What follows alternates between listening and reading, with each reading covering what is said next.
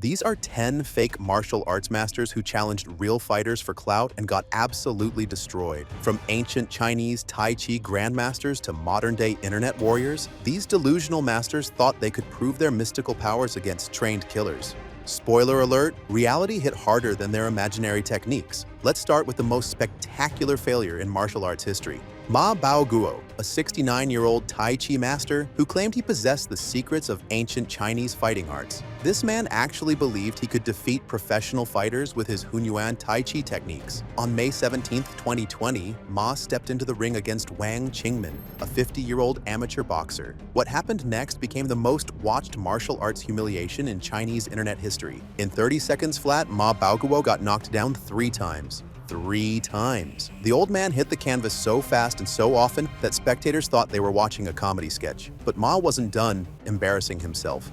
After the fight, he made every excuse in the book. The sun was in his eyes, apparently. The floor was too soft for his mystical Tai Chi powers to work properly. He even claimed that he had no time to warm up because the fight started 2 hours early. But here's the kicker, before this disaster, Ma had actually hired a British MMA fighter named Peter Irving to stage a fake sparring video. He tried to pass off this choreographed nonsense as footage of him defeating a legitimate professional fighter. The man literally created his own propaganda movie and then believed his own lies. Ma Baoguo became such a viral meme in China that 6 months after his humiliation, he announced he was returning to peaceful life as millions of netizens created spoof videos mocking his pathetic performance. The 69-year-old became living proof that delusion has no age limit. But Ma Baoguo wasn't alone in his fantasy world. Enter Wei Lei, another Tai Chi master who called himself Thunder because he believed his Qi energy could generate explosive power. Wei made the catastrophic mistake of challenging Xu Xiaodong, a legitimate MMA fighter known as Mad Dog who had made it his personal mission to expose fake kung fu masters. In May 2017, Wei Lei agreed to fight Xu in a basement in Chengdu. The so-called Thunder Master lasted exactly 20 seconds before getting absolutely demolished. Xu didn't just beat him, he exposed him so brutally that the video went viral across China within hours. Wei Lei's mystical thunder powers turned out to be nothing more than hot air against real fighting skills. This brings us to Xu Xiaodong himself, the man who became China's most hated MMA fighter by systematically destroying fake masters. Xu wasn't trying to disrespect Chinese culture, he was trying to save people from getting ripped off by fraudulent teachers. But in nationalist China, his crusade was seen as an attack on traditional values. The backlash was swift and severe. Xu's social credit score was lowered so drastically that he couldn't even travel on trains. His social media accounts kept getting deleted. In 2019, he was sued for defamation by Tai Chi Grandmaster Chen Xiaowang and ordered to pay nearly $60,000 in damages. He also had to apologize on social media for 7 consecutive days. But Xu didn't stop. In November 2020, he faced Chen Yang, a 6th-generation Wu Tai Chi master who had been talking trash for 2 years. Chen Yang lasted exactly 10 seconds before hitting the canvas.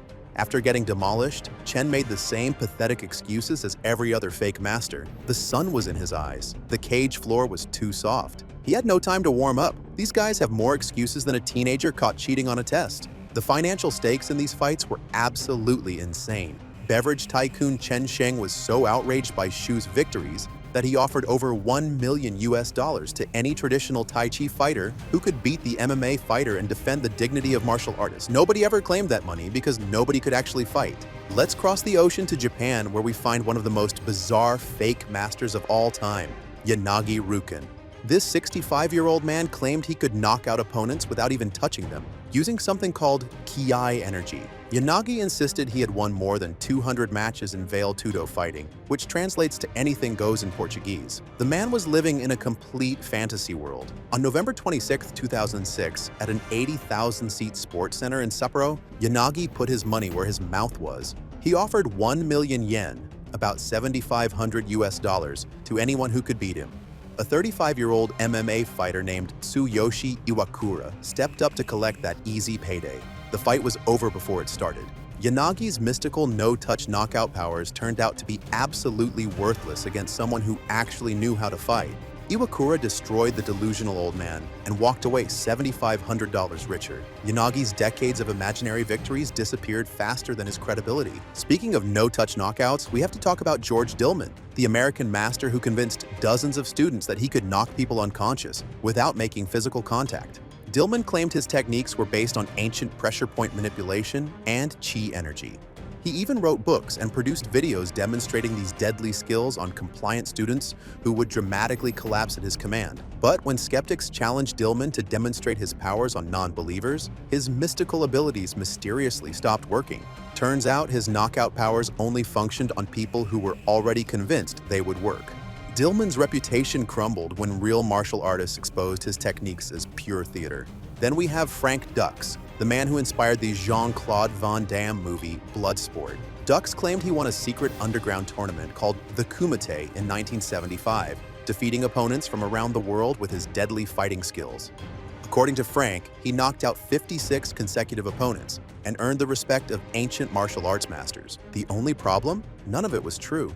In 1988, the Los Angeles Times published an expose that demolished every single one of Dux's claims. Sheldon Leddick, who co-wrote the Bloodsport screenplay, later described Dux as a delusional daydreamer who had fabricated his entire martial arts background. The writer revealed that Dux had even coached a man named Richard Bender to lie about witnessing the Kumite tournament. Years later, Bender confessed that Dux had instructed him on what to say. When challenged to prove his skills in 1993, Dux was beaten by Zane Frazier at a martial arts expo, exposing his so-called deadly techniques as complete fiction. But perhaps the most pathetic case of all is Charlie Zelenoff, the self-proclaimed undefeated boxer who claims a record of almost 300 wins and 0 losses.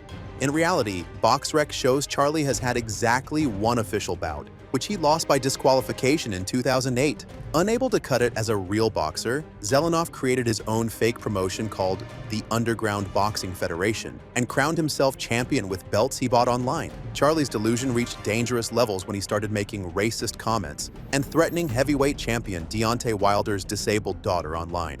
Wilder tracked Zelenoff down to a gym in Los Angeles and proceeded to beat him senseless. The video shows Charlie getting knocked down repeatedly before running out of the ring in terror.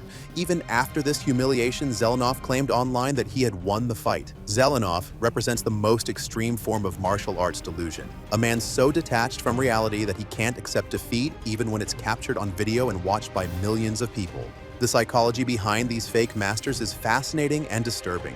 According to Dr. Gillian Russell, a professor of philosophy at Australian Catholic University, many martial arts actually encourage close-mindedness and gullibility, along with unwarranted epistemic deference to seniors and historical sources.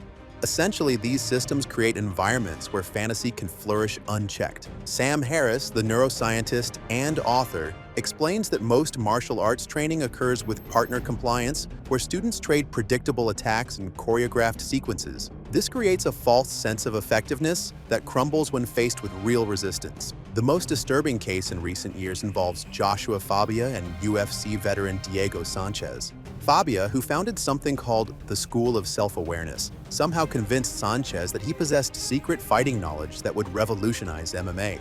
Fabia's training methods included chasing fighters with knives, forcing Sanchez to pour freezing water on his naked body at 4 a.m., and teaching him a death touch technique. For 3 years, Fabia psychologically manipulated and financially exploited Sanchez, ultimately destroying the veteran's UFC career.